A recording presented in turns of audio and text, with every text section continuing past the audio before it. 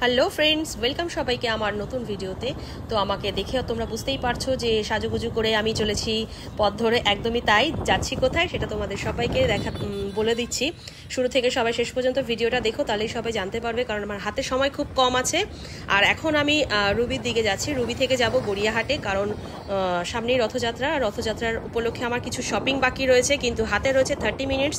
আর এই সময় আমার ছেলের স্কুলেরও আর কি টাইম, কারণ ওর ছুটি হয়ে যাবে। আমাকে তার মধ্যে শপিং কমপ্লিট করে আমার ছেলেকে স্কুল থেকে আমাকে রিসিভ করতে হবে, তারপরে আসবো বাড়িতে। তো সেইভাবে তাড়াহুড়ো করে কোনো রকমে রেডি হয়ে বেরিয়ে পড়েছি, মানে কোনো প্ল্যানিংয়ে ছিল না, উইদাউট প্ল্যানিংয়ে।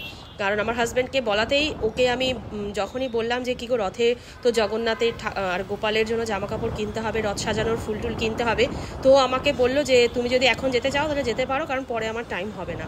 তো সে আমার হাতে সময় ছিল না, তো সেই জন্যই আমি তাড়াহুড়ো করে এই সুযোগটাকে মিস করতে চাইনি। দেখো, রুবি ক্রসিং আমি এখন ক্রস করছি। এখানে বাঁদিকে দেখলে রুবি জেনারেল হসপিটাল, আর সামনে গেলে গড়িয়া স্টেশন বা পাটুলি, আর ডান দিকে চলে গেলে বালিগঞ্জ আর গড়িয়াহাট। তো এইভাবেই যেতে হয়। আর আমরা যাব অ্যাক্রোপলিস মলের সামনে থেকে। আর দেখো, ভিভান্তা এখানে একটা বড় সেই যে হোটেলটা রয়েছে তোমরা দেখতেই পাচ্ছ, এখন সেখান থেকেই আমি ক্রস করছি। আর সামনে প্রচণ্ড জ্যামের এখানে, আর সময়ও কম। কি করব, গুটি গুটি পায়ে এগিয়ে চলেছি। অ্যাক্রোপলিসের সামনে থেকে এক্ষুনি ক্রস করব।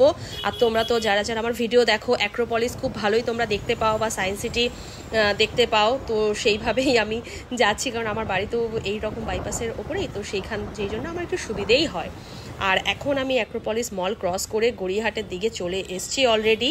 আর গড়িয়াহাটের মার্কেটের ওখানেও বেশি একটা খুব জ্যাম নেই, কিন্তু তবু আমাকে তাড়াতাড়ি করে নিতে হবে ছেলেকে নিয়ে, কারণ 10 মিনিট তো এইভাবে আমাদের হয়ে গেল। তো এবার আমি চলে এসেছি অলরেডি। দেখো, গোপালের জামা কাপড় কিনছি। মনের মতন ঠিক পাচ্ছিলাম না, কারণ এদিকে খুব গরম, ঠাকুরকে পরাবো, কিন্তু যাতে ঠাকুরের গরম না লাগে সেই জন্য একটু কটনের জামা খুঁজছি, মানে সোভার হবে, সফট হবে, সেই রকমভাবেই খুঁজছিলাম। অনেক খুঁজে খুঁজে আমার মনের মতন পেয়েছি। তো সেগুলো নেওয়ার পরে তাড়াতাড়ি করে এবার চলে যাব আমি ফুলের দোকানে, কারণ আমাকে এই জামা কাপড় কিনে নিয়ে যেতে হবে।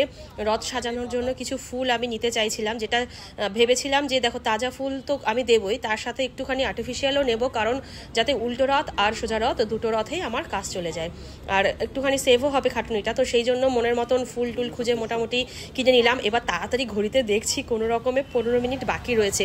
তো আমি সেইভাবে তাড়াহুড়ো করে ছেলেকেও নিতে চলে এলাম, নিয়ে টিয়ে এবার ও বায়না করছে যে আইসক্রিম খাবে, তো সেইভাবে ওকে একটা আইসক্রিম আমি কিনে দিলাম। প্রচণ্ড গরম ছিল, তো ওর আইসক্রিম আমি মাথা থেকে একটু কামড়ে খেয়ে নিয়েছি বলে, তাই জন্য আমাকে বলছে আর তোমাকে দেবো না, কামড়ে খেয়ে নিয়েছি। তো ভিডিওটা কেমন লাগলো সবাই অবশ্যই জানাবে কমেন্ট করে।